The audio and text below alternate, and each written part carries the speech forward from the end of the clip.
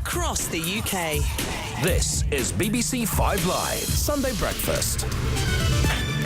Well, let's pick up on what Chris was talking about there, that House of Fraser is in talks with lenders this weekend. It's looking at going into a company voluntary arrangement. Now, that would allow them to shut some stores without going into administration. You may remember that Mothercare went into a CVA on Friday. And when you look at it, House of Fraser has so many huge stores. And I guess the cost of that to keep those stores running is one of the elements of this conversation. Well, let's speak to retail expert Kate Hardcastle to get some more details on this. Kate, is that one of the problems, that they've got lots of huge, expensive stores? It is, and those stores in the main are houses of brands. Now, in the 90s and the noughties, where perhaps, and I'm going to mention a couple of the brands now, you wanted to perhaps get hold of MAC makeup or Ted Baker clothes, and you didn't have their specific stores in your village, town or high street, that might be your local House of Fraser that you went to get those brands, to see those brands. However, with the emergence of online shopping and a lot of these brands actually taking their own place with the consumer, with their own websites, their own direct consumer offers, it's becoming less and less relevant. Couple that into the fact you've got very big stores that need heating, lighting, people to staff them, rent and rates. It becomes a very expensive offer. So the department store that once was so useful for over 169 years, I think they are, I think has actually proven itself to find very difficult competition online, where online really is a house of brands. It allows you to access any brand you want within seconds. So in some ways, it's just been left behind, which is what we've heard of so many of these stores that have gone under. It really has. In a lot of tests and polls with consumers, there's a real kind of confusion over the brand. What is it? What does it do? Why would I shop there? They've not really improved the shopping experience either offline or online. So it's not a destination shop, which is one of these retail theatre outlets where there's lots of excitement. If you think about a Selfridges in that way, it's not a discounter like a Primark that's seen huge successes. It's not very strong on social media where people interact and engage and talk. Just to give you an idea on that, if Instagram followers for ASOS are 7.2 million, Primark 5.7 million, House of Fraser 167,000. Wow. And, you know, its website has gone through chronic issues and teething troubles, not seen the levels of investments. And there's been lots of problems over the years where consumers have had problems with their orders, receiving them. And actually at Christmas, it did really badly on its online offer when other brands have seen growth online. So it's just this huge mass of confusion.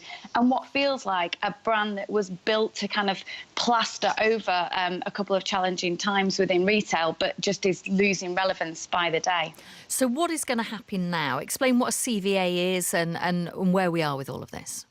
Well, that's a discussion mainly with its creditors, particularly its landlords, to try and negotiate a plan on the way forward. But it's got to be said, although we've heard this term bandied around, CVAs might not necessarily work. They didn't work for Toys R Us. And it's a very kind of instantaneous hit of trying to keep going when the longer term plans might not be there to give the reassurance that the strategies in place. Obviously the landlords are not favourable towards this. It's not a great deal for them, and it's certainly not a great deal for the rest of the high street. Brands like Next recently have been complaining that this isn't fair. Why should there be reductions for brands that are struggling, which is almost like a false situation of their accounting, when Next, etc., having to struggle on to pay rents and rates at the rates that they've had to for a long time, and that makes the marketplace perhaps not as fairly competitive as it should be. I mean, what this shouldn't be is, a CVA should be a lifeline into a business that's got a good future. It shouldn't be keeping the dying animal going on the table. It's just the not right thing to do. And I am questioning, although I love our heritage, I love the department stores that have reinvented themselves. I think you've got John Lewis on the value offer. I think you've got Selfridges on the innovation excitement offer. You could even class Primark as a kind of department centre for the future, which got discount at its heart. I'm questioning these more antiquated department stores' purpose anymore. So is there a future for high street stores, or is it a case that the future is online and there will be a few high street stores? There's absolutely future for traditional retail, bricks and mortar retail. People still enjoy the experience of going shopping. There's a lot of brands that have seen great successes in that, in creating, a store that people want to go to and want to visit. I was in one of the major shopping centres yesterday having a look at some of my clients, and it was packed. People were shopping, people were spending, people enjoying time out. Food and beverage offers are on the rise. We've seen that, more restaurants and cafes. People just enjoying the experience of the social element of traditional. But it's such a harder job now. You cannot open your doors at 9 in the morning, close them at 5 on a night and think, well, I've done well. There's just no appetite for a vanilla offer. It's got to be so specialised. You've either got to have discount or knowledge or innovation at your heart. You can't just survive this. You've got to really work hard to achieve it. And online will continue to grow. Well, Kate, thank you ever so much for speaking to us. Really interesting. That's Kate Hardcastle, who is a retail expert. 5 Live, Sunday breakfast. It's 21 minutes past 7.